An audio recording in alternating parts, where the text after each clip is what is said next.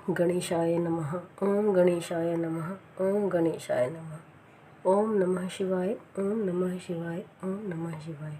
श्री सूत जी बोले कि हे मुनीश्वर, जब इस प्रकार विलाप करके वे पापिष्ठा चंचुला कथावाचक ब्राह्मण के चरणों में बार बार अपना सिर पटकने लगी तो थोड़ी देर तक ब्राह्मण शांत हो भगवान शिव के चरण कमलों का ध्यान करता रहा।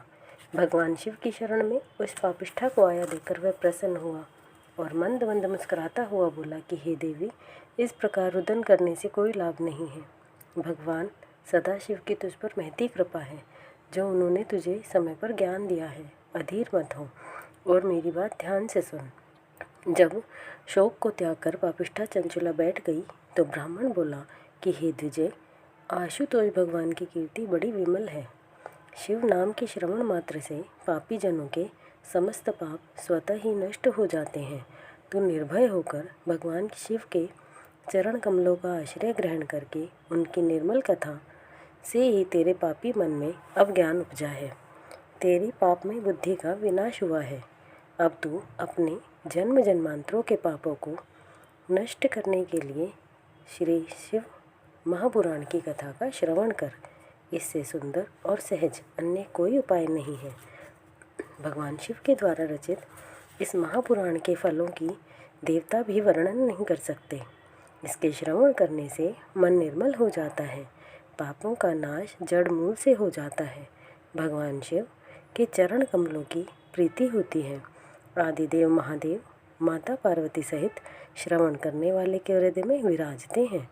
प्राणी इंद्रलोक के समस्त सुखों को प्राप्त करता है और मृत्यु के उपरांत जब वह परलोक को जाता है तो उसे शिवलोक की प्राप्ति होती है। इस परम पुनीत कथा के श्रवण मात्र से कोटि कोटि महान पातकी अपने पापों से विमुक्त होकर शिवलोक प्राप्त कर चुके हैं।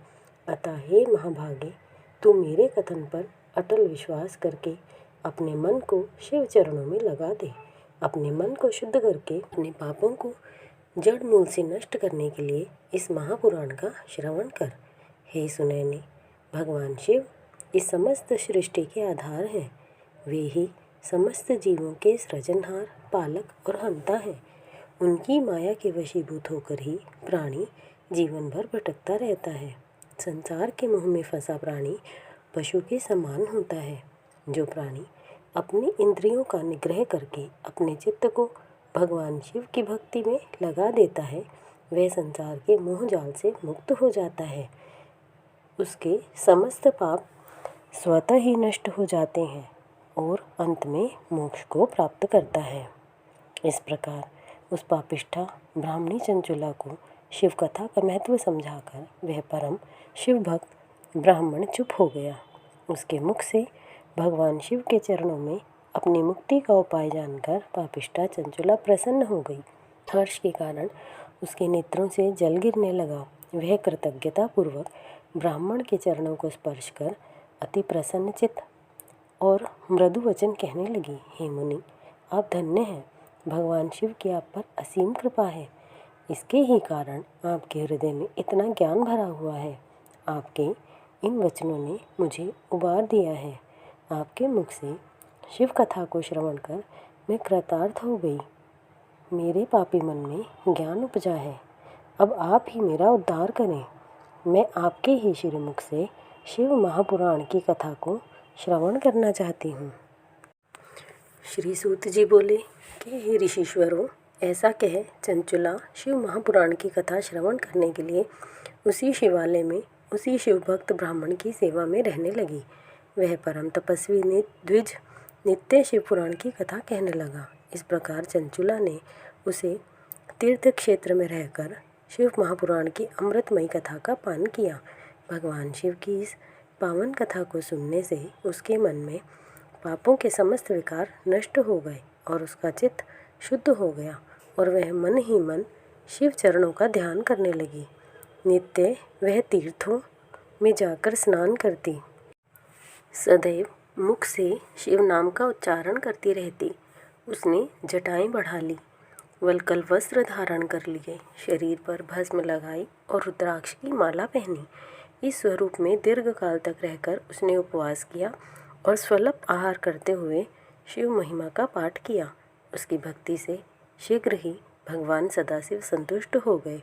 इस प्रकार शिव भक्ति में लीन रहते हुए पापिष्ठा चंचुला ने शेष अपना जीवन व्यतीत कर दिया।